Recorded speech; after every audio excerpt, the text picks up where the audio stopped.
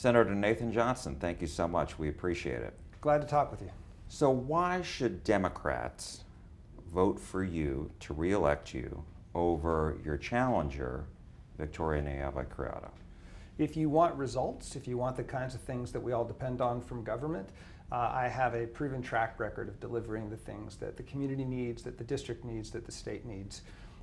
Over the course of my 3 sessions, I've passed nearly 100 bills. And some of them people might think are small bills, but if your child doesn't go deaf because of a bill I passed, it's not a small bill. Some of them are quite large bills, like a $2 billion backup power system that I devised and passed and got funded last session. So whether we're talking about education or healthcare, like the 350,000 people who are now newly insured because of a bill I passed in the 87th legislative session, delivering results is a large part of what we need to do.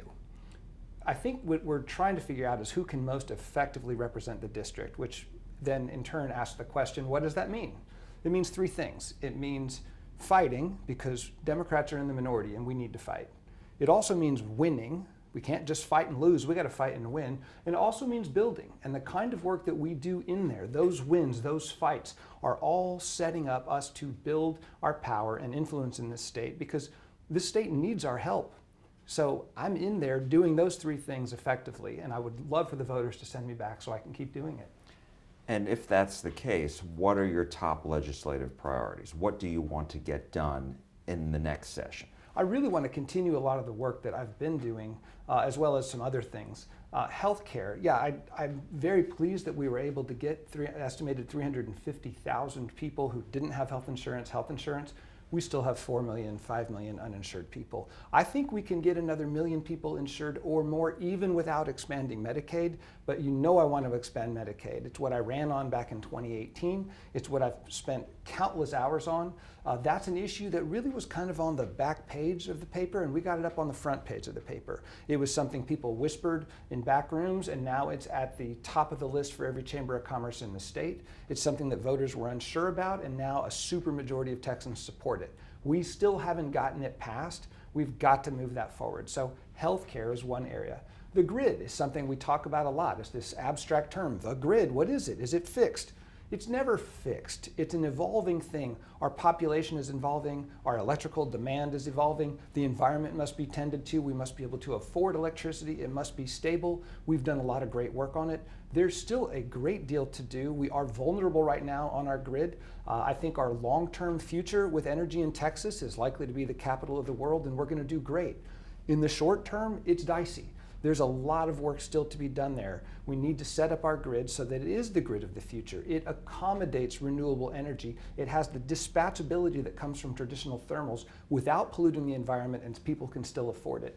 Healthcare, energy, water, education, those are kind of the 4 really big areas. Other infrastructure projects, transportation, IT, government services. I would love to update the government so that people don't say, oh, the government always fails us. The government actually does deliver. That's going to require some investment in people, some investment in systems that we've neglected for so long. We're pursuing this idea of small government, and what we've created is weak, ineffective, backwards government.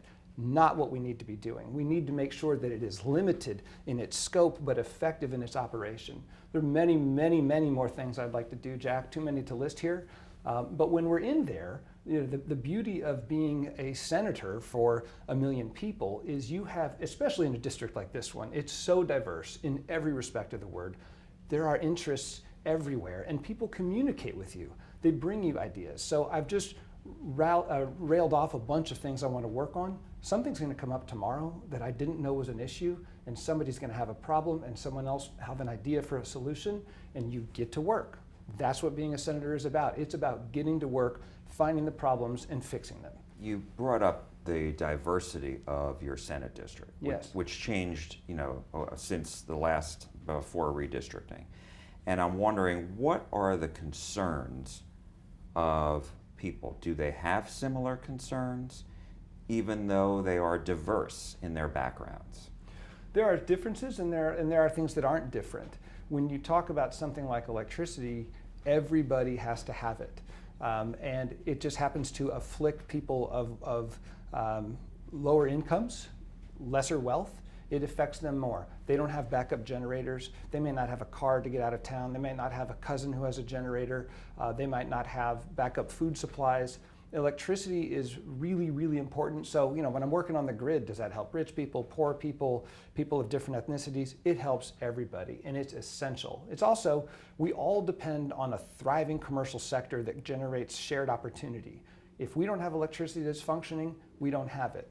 Healthcare, everybody needs it. Those who have access to health insurance, who are affluent, they're paying higher rates than they should because we haven't expanded Medicaid.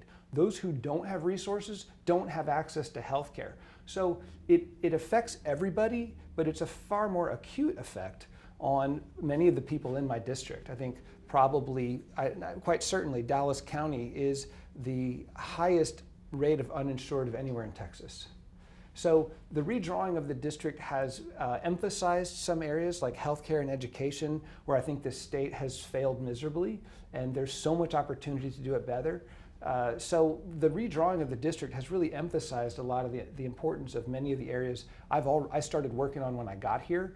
And that's why it means so much to me and why it's so important to me to stay in there and keep working for it. We're making progress. We're getting electricity. We're getting healthcare. We're improving government systems. We're creating more economic opportunities. Working with Senator Royce West last session, sometimes the things that we do don't show up as a bill that we passed. It shows up in another way. There was a bill regarding tax incentives. I was able to get into that bill. Again, working with Senator Royce West, my colleague here in Dallas County, we were able to create the first ever in the history of Texas tax preference for a minority opportunity district. That brings jobs, high-paying jobs and opportunities, not just to people of the area, but it's close to home. People don't have to drive to North Dallas or North Texas to go to a good job. We can bring jobs to those communities. So it very much does matter, the composition of your district. But everything we work on will affect everybody in some way. I wanted to ask you about, you said before about 1 million people you think could get more health care here. Medicaid expansion's not going to pass as long as Republicans are leading the charge, right? I mean, it doesn't look like Governor Abbott and Lieutenant Governor Patrick are going to get out of the way. I mean, we have brought that all the way. We did have, for about 5 minutes, a couple sessions ago, a majority of members of the House of Representatives. The Senate was still quiet about it. I'm telling you, this state, Republicans included, want Medicaid expansion. Are we slammed up against a brick wall right now? Apparently. Could Abbott and Patrick relent? I mean, I've been trying to make arguments that would appeal to conservatives so that we can do these things that people on the left have wanted to do and recognize the value of for a long time. Maybe it will yet get through to them, but it's frustrating that it hasn't yet. And so how would you be able to get 1 million more people? What other avenues do you think that you could use to get more people signed up for health care or just be enrolled? So one of the tragedies is also the big opportunity here in Texas when it comes to health care. The tragedy is that people are uninsured, and it is not that hard to get them insured. We just haven't bothered to reach out to people and explain to them the system. Our healthcare system in this country is Byzantine at best. It's very difficult to understand. Most people don't know that they can go onto the ACA marketplace and receive health insurance almost for free. The subsidies from the federal government are so large that many people, perhaps 1 million people, could get health insurance for de minimis cost, almost nothing.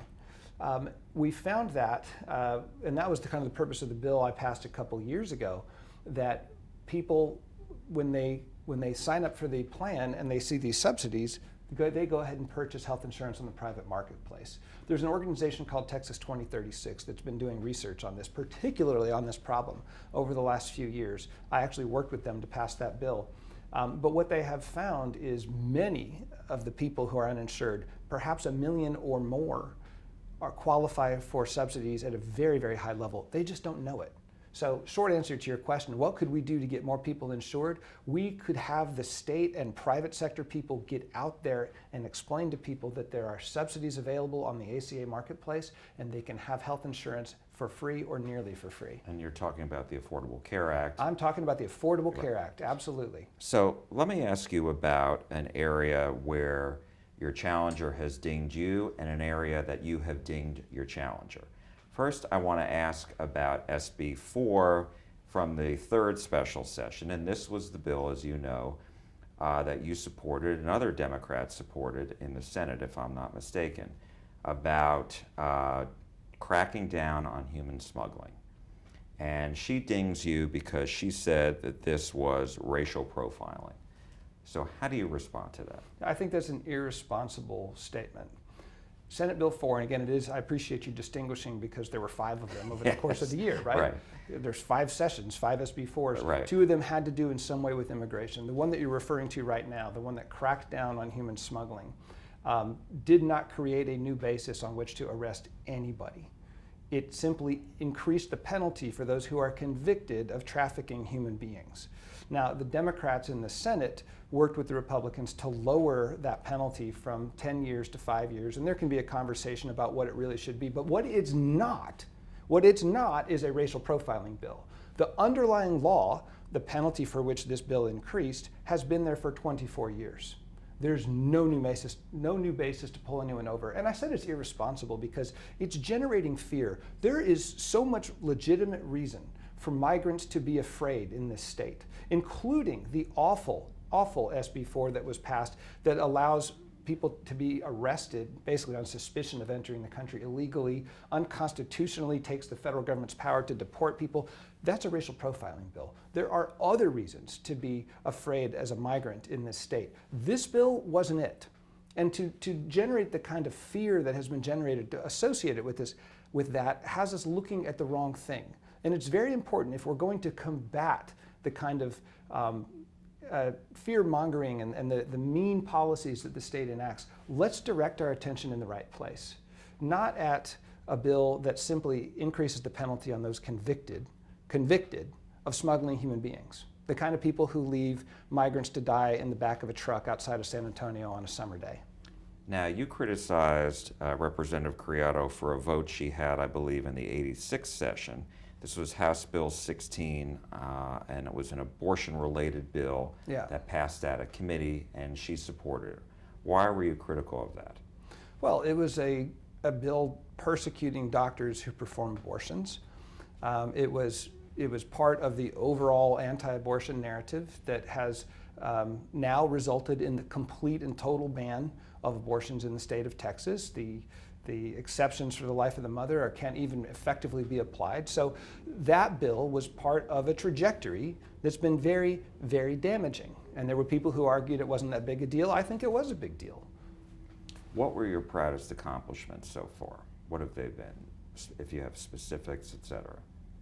I mentioned a couple early in this interview. I'm really pleased that we were able to get hundreds of thousands of people health insurance. It's such an acute need here. I was really gratified to do a lot of work on the grid. I've mentioned this $2 billion backup power package that I worked with some national experts on electricity to put into place. That's going to help us make sure that nursing homes, water treatment towers, law enforcement, first responders all still have power if the grid goes down. It's also expected to help us rotate outages so nobody's out for 4 days. Those are some really big things. There are some smaller things that I did. I mentioned a bill to provide infant hearing screening. We think that hundreds of babies won't go deaf as a result of that. There's a bill I did in my first session about supportive palliative care, which is an expansion of the notion of palliative care that enables whole families to participate and physicians to work with patients in a new way that really make life-threatening, terrifying situations better for people. So at these large-scale bills with health insurance and electricity, I'm really gratified to have been able to do that work. But there are moments when the more emotional things are when you can do something specific that helps some specific people. My last question to you is just about being a Democrat in the state Senate. Lieutenant Governor Dan Patrick told me that Democrat bills do not get passed. And he doesn't even bring to the floor any bill that Republicans are divided over. He's got to have at least 15 Republican votes. That's what he told us. And so I'm wondering, so how do you measure how effective you are when the Lieutenant Governor says he doesn't bring up Democrat bills to get passed? Is that is what he's saying true, and how do you measure success? What he's saying is false and true. It's campaign season when people say things like Democrat bills don't ever pass.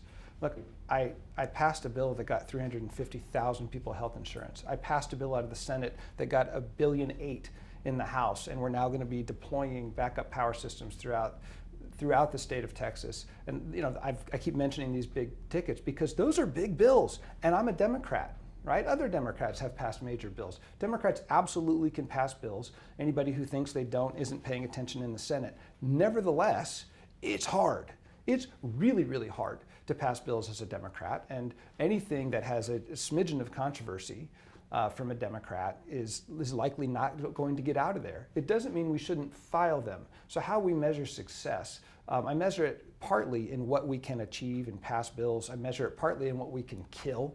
And we do kill bills. It's not just in the House. We kill bills in the Senate. It's just a lot quieter. It happens in the back hallway before it hits the floor. Sometimes it happens on the floor, but usually it's dead before it gets out of committee. And you can do that by working with your colleagues. It means Democrats holding together at certain moments.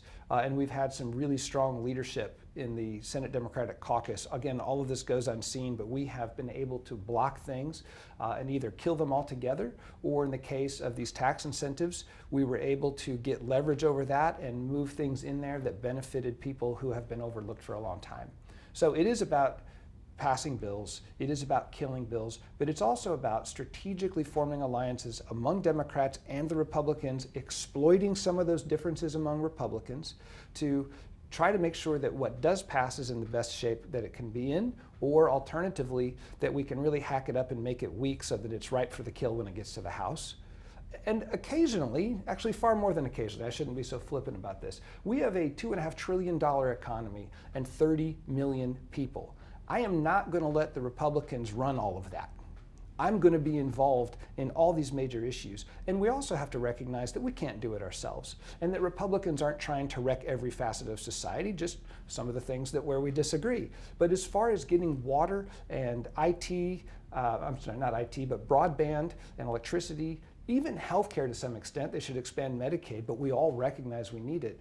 That is going to require some cooperation. So part of measuring your success is how well you work within that chamber.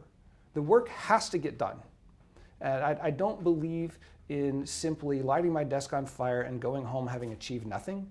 I do think it's incumbent upon us to work effectively with everybody in the chamber and in the other chamber, whatever party they're in, and then throw punches when we need to, lend a hand when you need to. State Senator Nathan Johnson, thank you so much. We appreciate it. Thank you, Jack.